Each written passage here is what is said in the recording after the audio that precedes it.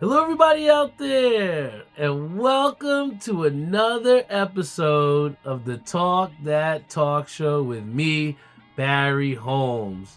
And we are here for our 243rd episode of the Talk That Talk Show.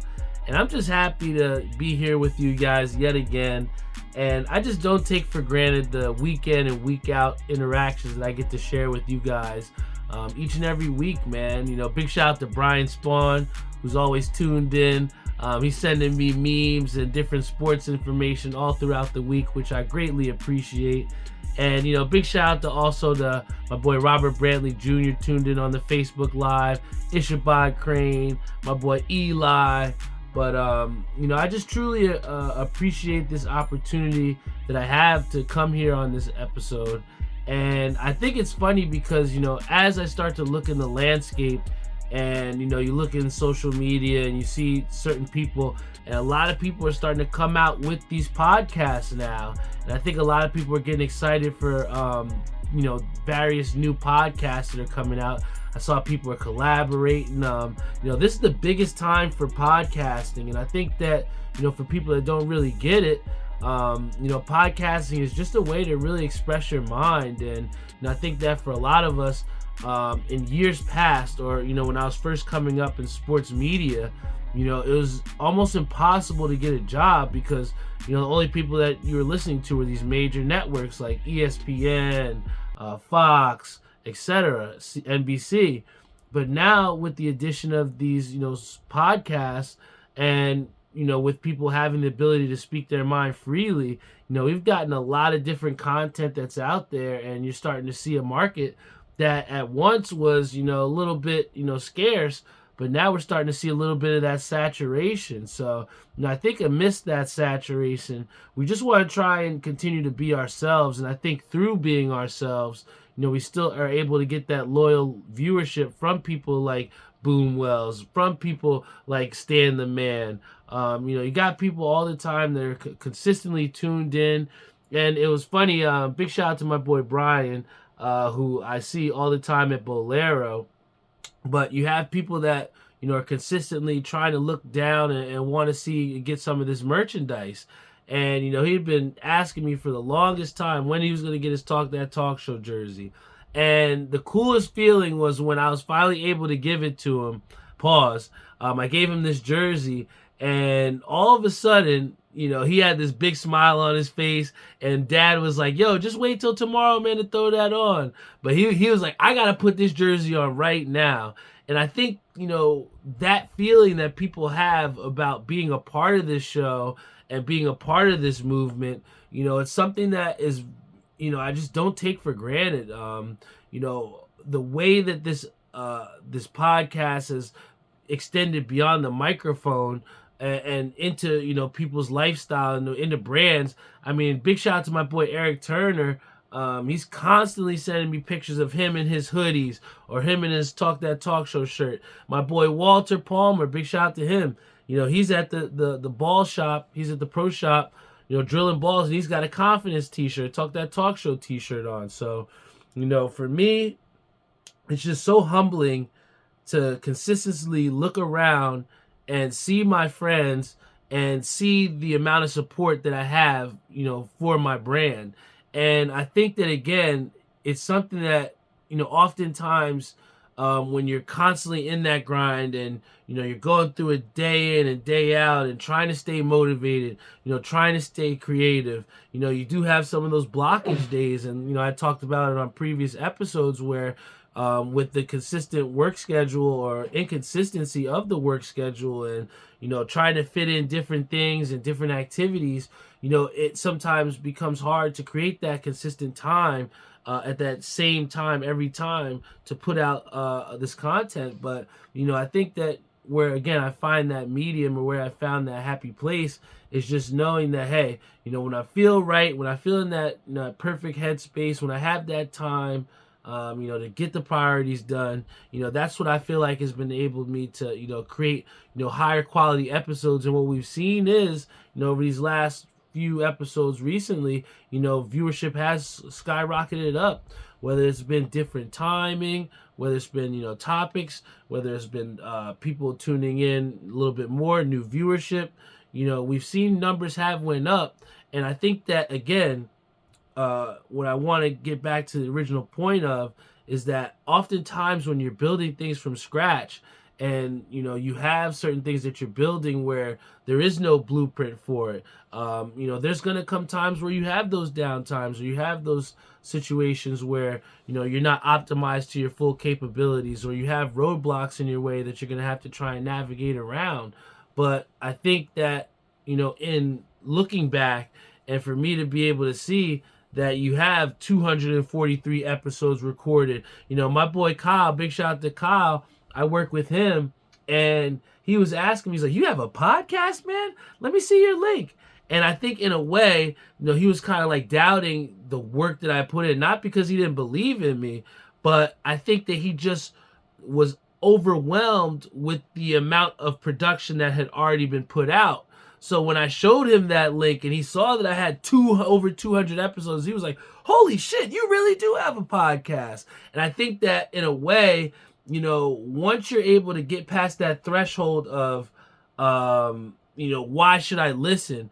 I think that once people see that first initial episode, you get that first couple minutes with me on this podcast, you can see the passion, you can see the desire, and you can see people that do want to truly support. You have Eli who says, "Stay motivated, brother. There's ups and downs in every direction. It's all trials and tribulations." And he couldn't be more correct. And I think that that's a perfect way to segue into the next segment that I wanted to talk about here. And that's really been, the ups and downs, trials and tribulations of this bowling week, this past week. And I think that on Monday night, with where we had started at, with me, Tim, and Dustin, and my brother, we're joining into this Monday league where, we're joining in mid-season, and we're pretty much, I think of where we're going through on Monday night is pretty much like the New York Knicks. We traded a bunch of guys, we went into this new league, and now we got a whole new team. Me, Dustin, Tim, Tyree, we're creating this bond. We're creating and establishing this team cohesion. And just like I had said in our group chat before, the Miami Heat, the Boston Celtics, that big three that they had, it took a while for them to gel, and it took that time for them to, figure out how to win together.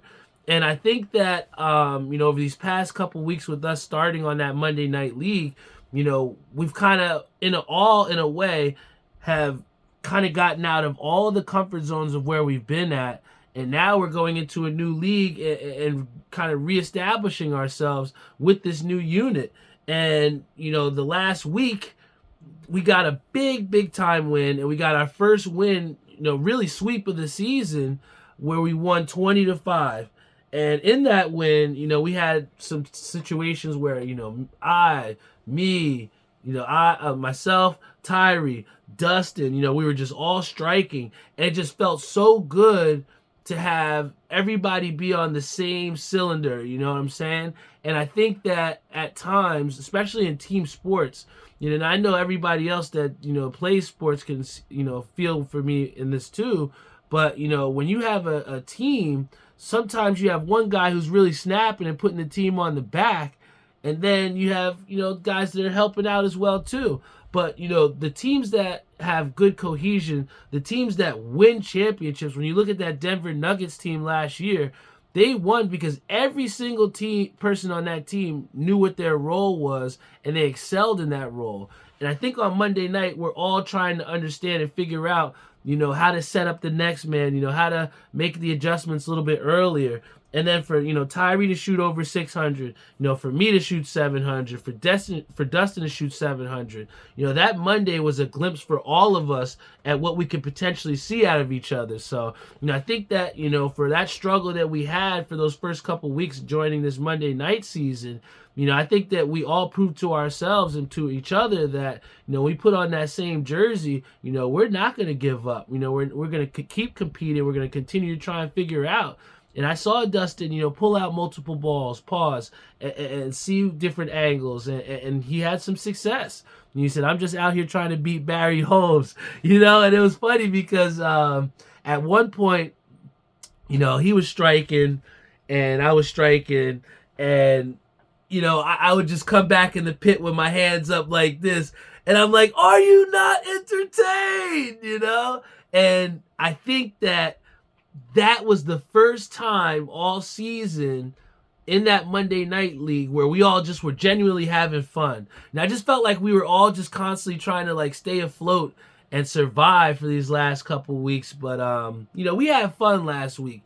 And I think that when you lead with having fun, especially in team-based bowling here, you're going to see some good stuff. And I think it's only a reflection as well of me being at the 220 average that I'm at there, because the fun that I'm having, the way that we're pushing each other. I think that it all goes without saying that when you surround yourself around better talent, you have no choice but to go up. I really love the team that we have, and sitting at 15th place, we're in a good position to where nobody's expecting shit from us. We're in a position where we can come from behind and we can really sneak up on some people. And I promise you that me, Dustin, Tim, Tyree, we're gonna be a dangerous combination. That if you see us, it's gonna be very dangerous. And Dustin even he said, I expect top 3. Once we hit that flow, I really see good things from us, and you can count on that, Dustin. And then on Wednesday night, we seen a situation where we're in first place. We fought through the muck. We went through a down spell where we had lost 3 or 4 straight weeks in a row, and we were shit. There's no way around it. We were dog shit. Me, Angie, Pops, Lenny. We have a phrase, get your life together, and we really had to get our life together, man. And I think that sometimes when you're not at full strength and you're putting subs out there, I think it's very underestimated what the power of having a full team at full strength really is, especially in a 36-week season, which bowling is. It's a fucking grind. And Wednesday was the first time where we all were at full strength.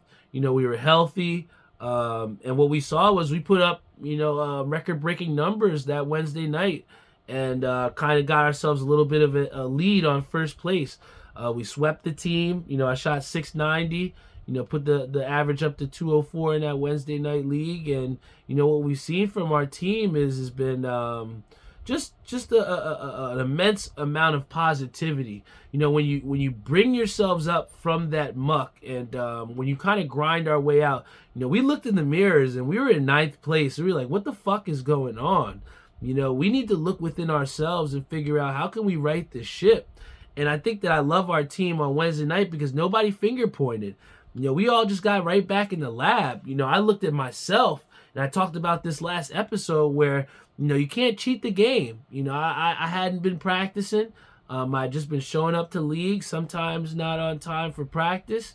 And I think that once I prioritize, giving 110% with, getting that full 10 minutes of practice before league, staying after league and practicing, encouraging other teammates to stay after and practice, being a leader, that's what leaders do. And I think that, I had to look within the mirror and say, how could I get better? And I think that, with these scores of shooting 700 multiple times, going into different alleys, having success, like Travis said, Barry Buckets is a silent killer. You stick with him, people who have fun and easily putting up 660 plus. That's what I try to do, man. I just try to go out there, have fun, motivate my teammates, and just compete.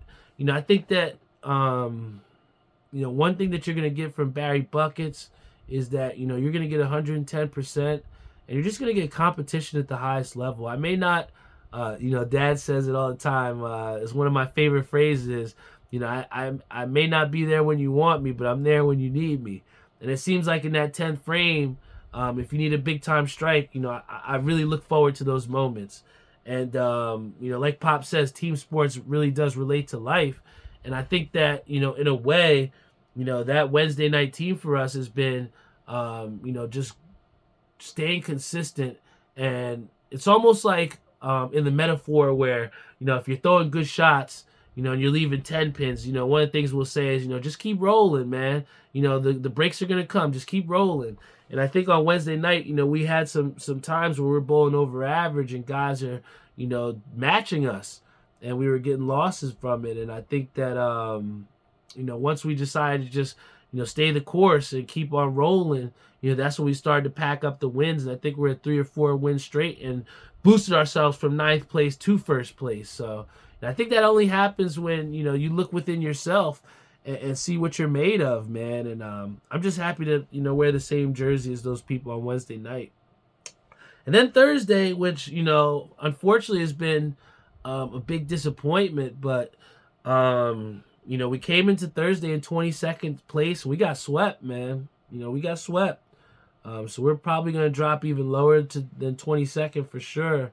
And, we pretty much, it seems so long ago since we won the first half of the season. And, we're struggling, man. I think that on Thursday night, we're in a situation where, we got the targets on our backs.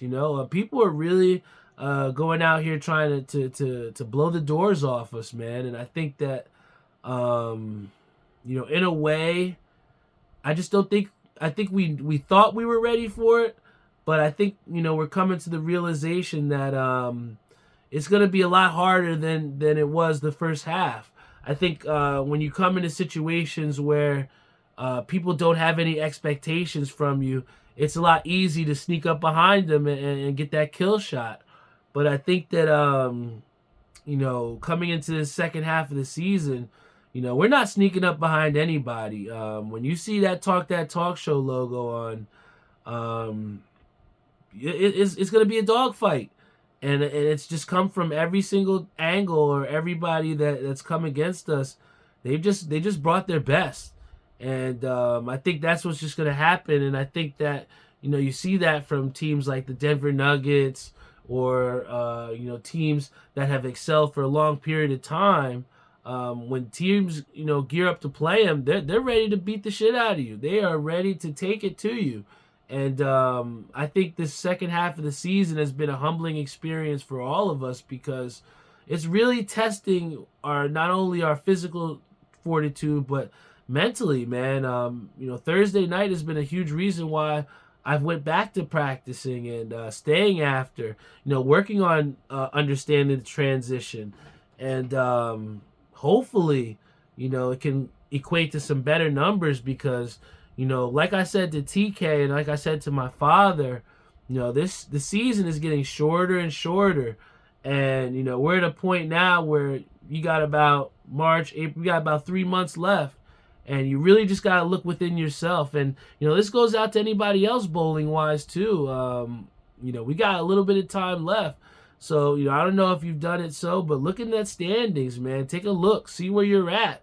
Because, the season is only getting shorter and shorter by the week. And I feel as though, in the same sentence like Dad said, where, sports translate to life, how many times do we put off something that we could potentially do? And I feel like, at times where we could say, hey, we got next week. Don't worry about it. We could go get it. We're running out of weeks where we can say we can go get that next week. So I think that, really from Thursday night, getting swept by Steve Sakis and, future Hall of Famers, really what that brought to me was just a sense of urgency, man. I think when you look in the mirror, you just got to get ready, man. And you got to say, hey, you got to stop feeling sorry for yourself and find a way to get it done, because that's what we did all the first half of that season in Majestic. So, to Tyree, Tori, TK, Pops, don't worry about this. We're going to right the ship. And I still believe in each and every one of you. I believe in myself. And I think that belief within each other is what propelled us to first place in the beginning. So, let's just continue to grind, continue to believe in each other, and let's just, hope for the best, man, and put ourselves in those positions to win. Because, I know when it comes down to it, there's nobody that I would want better in that last shot than Tyree to finish the show. There's nobody I would want better than to set him up than TK doing what he's been doing all season. There's nobody I want better than Pops to go out there and be the glue to this team. I can't wait to have Torrey come back and bring that bubbly personality and infuse that fun that we always have within the team. And then, I'm waiting for Barry Buckets to show up. Right now we've seen Barry Holmes the last couple of weeks at Majestic, but I'm ready for Barry Buckets to show up. So let's see if he shows up to Majestic next week. And I know that Barry Buckets will be there at UBA Showplace on Sunday because I can't wait. DIY is something that I truly enjoy bowling for, a team that I fly their colors all the time. And we're in the toughest division. It goes without saying, and we're not just participating out there. And I think that we have to continue to show and continue to prove that we belong out there. And this is a great situation to do so. I remember last year what happened with Pocket Kings, and I remember the things that were said on camera about us being the worst UBA franchise. I don't forget shit like that, and I've truly been waiting. I've been waiting for the chance for this, and I was so happy that CJ instilled some trust to put me in the lineup back, and the captain's back. I'm ready to show us what DIY is made of and the improvements that we've made, and that you got to respect us, man. And respect is something that I constantly love to try and acquire through the bowling game. And I think that people respect my brand, but it's about time that people start respecting my game. And on that note, I think a great thing and a great way to segue to that is a team that's continuing to gain people's respect, and that's the New Jersey Devils. I got the chance, big shout out to Travis Ola, went to the Outdoor Stadium Series game, and I enjoyed it, man. Anybody that does not get a chance to watch hockey, I challenge you to go watch a hockey game, especially live. Now, granted, this outdoor game was cold as shit, but the tunes of the Jonas Brothers helped keep me warm, because I'll say this, even amidst the cold, I enjoyed myself. The experience was second to none. To see all of MetLife, really packed for a hockey game, it was really dope. And I think the NHL did a great job of providing a great experience. I was able to go beforehand and get one of those sold out Stadium Series jerseys that I love so much. So big shout out to the Devils for that. But, I'm really looking to see the Devils to rebound back from losing. I know they won a big one in the Stadium Series game, but then they got a big-time loss to the Rangers. Tim made sure to let me know about the Devils losing to the Rangers, but it's all right. We'll get them back. And I look for the Devils to get a big-time bounce-back game, against the Canadiens today. But I think my favorite thing of the entire week was after the Stadium Series game, seeing Nico Hershiser go on national TV and say this was fucking awesome. And then realizing that he messed up. It was awesome, man. But, I think that if you want to take a prediction from me, I'm going to say take Jesper Bratt for anytime goal scorer. He has not scored since the first day of February back against the Colorado Avalanche. He did so at home. I think another home time matchup against the Canadiens would be an optimal situation for Jesper Bratt to get a goal. So that's going to be my prediction there. And then I'll say this. I have enjoyed watching my college basketball, but another thing that I have enjoyed watching has been the various mid-majors throughout college basketball. NHL is good because, you have all these good teams playing against each other. So same thing with the NBA. MLB follows. But I think the thing that differentiates the NCAA college basketball is that you have a lot of teams that play good basketball, but because they play in, Wichita, or because, they're playing out west at 11 o'clock at night where we can't stay up, you don't see as many of those games. So now I've really, took the time to watch some of these mid-major teams. And, it's been some of the best college basketball of late. One of the leagues that I really like watching is the Ivy League basketball. They play really good, and I'm looking to any team, whether it's Yale or maybe Cornell, in the college basketball, whether they make it into the tournament. If the Ivy League could potentially have 2 teams, maybe. But if they do, I'm looking at maybe them to potentially get an upset. But I just wanted to, shout out some of the teams that I've seen play good basketball and some teams that I think that could potentially push for a national championship.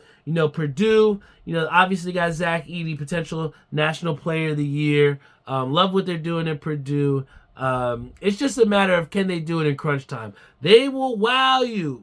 Purdue, I kind of equate them to what the Cowboys did in the NFL. They do great beating everybody that they're supposed to, but it seems like when they get big-time marquee matchups, the lights just seem too bright. But just out of the respect, you got to throw Purdue in there as a potential. UConn. UConn looks great. They're sitting number 1 nationally right now.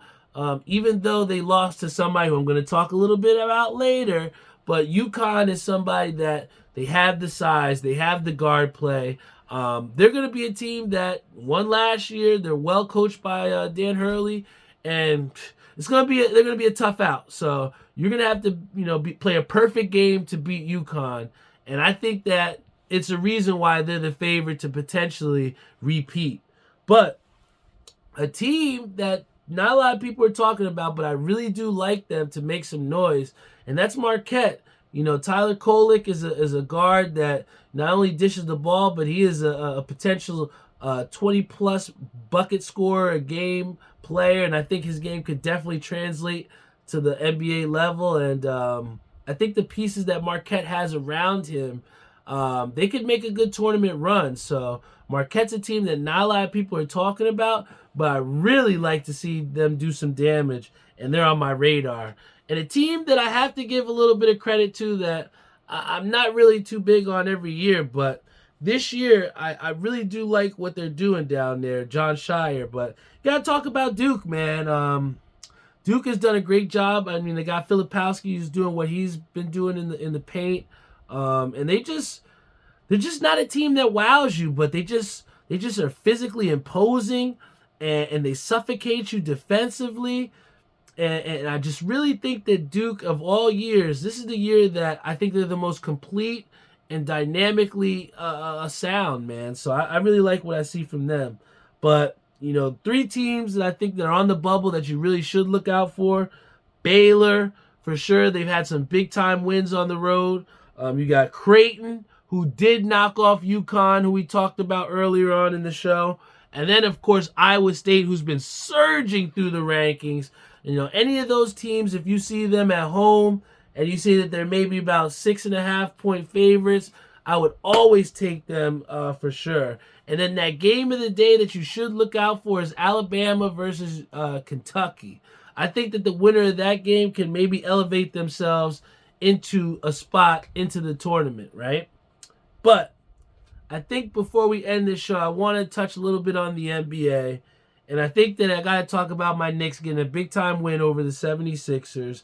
The role players for the Knicks, like Bogdanovich, Alex Burks coming back for the Knicks, Dante DiVincenzo coming back off injury. These are the guys that are going to propel us and to take the scoring load off of Jalen Brunson. And I think that if the Knicks can just get healthy, man, it was so tough to see what we saw during that 10-game stretch where, they were beating the best teams, they were playing well, because at full strength, the Knicks defensively were suffocating. The same way we talked before about, Duke's defense. The Knicks have, for the last, 5-6 years now, they've prided themselves on their defense. And, I just would really like to see OG Anunoby coming back hopefully soon. We don't know what's going to happen with Julius Randle, whether he's going to need surgery or not. But I just know we cannot contend for an Eastern Conference championship or an NBA championship without Julius Randle or OG Anunoby, because what they added to our team is that physical toughness, that imposing defensive toughness. And for OG to be able to stretch the floor so that Jalen Brunson can navigate and do his finishing through traffic like he likes to do, But, with Jalen Brunson being by himself out there, not having the likes of Jalen Brunson or having OG Anunoby to spread that floor out, things are getting a little bit more congested, and the Knicks are having to work a lot harder to score points. So, I know the Knicks are going to be playing against Boston tonight. They're 6.5-point underdogs, but, with the way Boston has played, I think this is an uphill battle for the Knicks, even being at home. Big shout out to my boy, Bubba, who's tuned in. He said he passed by Cloud9 today. I appreciate you, Jeezy. I wish I was working there today, but you can see me there on Tuesday. Big shout out to you, bro. I haven't seen you in a minute, but hope all is well. Cool thing about Cloud9 that I have enjoyed with working there has been the various opportunities that I've had since joining the cannabis industry. And, the cool thing that I do like is some of these events that have been through different vendors we got invited to one through Fernway, a rooftop event on Thursday. So I'm really excited to potentially head up there and check that out. But one of the cool things is I've been able to utilize my expertise in social media management to help boost the sales over at Cloud9. And one of the cool experiences that I got to have was I got to meet Raj. Now, Raj is somebody who works for Select, and he was a big-time social media influencer in the New Jersey cannabis industry. And this guy wound up seeing one of my commercials through Cloud9, talking about one of the strains that we had, Lemon Kush. Now, I was blown away by the numbers, both terp-wise and THC-wise on the strain.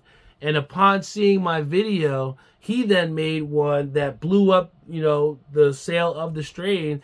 And he wound up coming to our dispensary and hand delivering me a pack of, a nice little pack of things and like a thank you for, supporting and for, supporting his brand.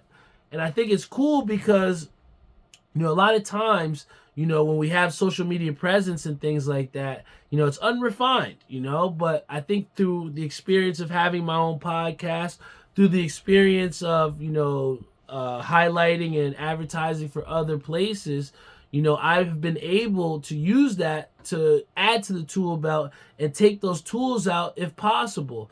And to be able to do so for Cloud9 and create not only appreciation from the very vendors that we're carrying, but then to also be recognized for that and starting to get invited to various events, outside of the store, it only shows that, I made the right choice in joining this industry. And I'm really excited and receptive to all opportunities coming my way.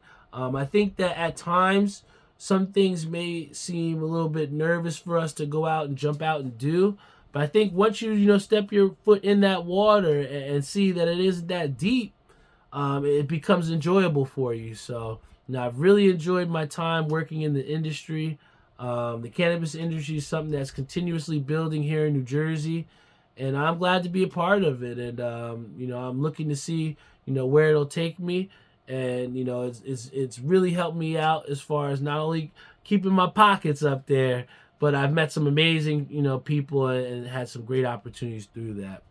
And in doing so, hey, I'm even sponsored athlete now through the dispensary. But, big shout out to Cloud9 Dispensary. One of the choices that I do want to make for my next corner will be the RSO Grassroots Syringe. Let me see if I have it here. This is one of the things that Raj had given to me. The cool thing about this, and this is what it is, the Grassroots RSO syringe, right?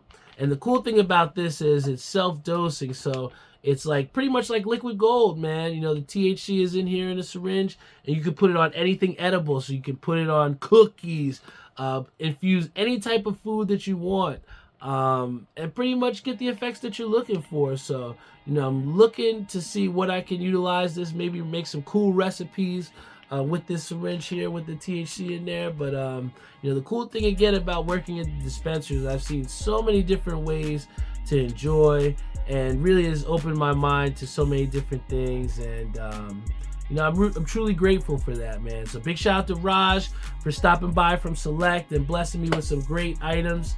I thank you so much. Big shout out to Cloud9 Dispensary as always for, providing me the great opportunity to work for them and to work with great people. And then big shout out to you guys as always for tuning in, even on a Saturday afternoon. I got the best job in the world to be able to express myself to you and show you guys who I am every single day, man. So now thank you guys so much for rocking out with me. There's big things to come here with Talk That Talk Show. I'm going to continue to get better personally, mentally, physically. This is tremendous, man. And to be able to say and look back and be like, damn, we really are 243 episodes in. There's no telling where we can go. So, if you stay consistent, if you stay motivated, if you stay positive, good things will happen, man. And that's all I can say is I'm a living, breathing example of what positivity can bring to you. So I love you all. Thank you so much. And with love, like this Kith shirt says, I thank you guys so much. So love you all, and I will see you all next week.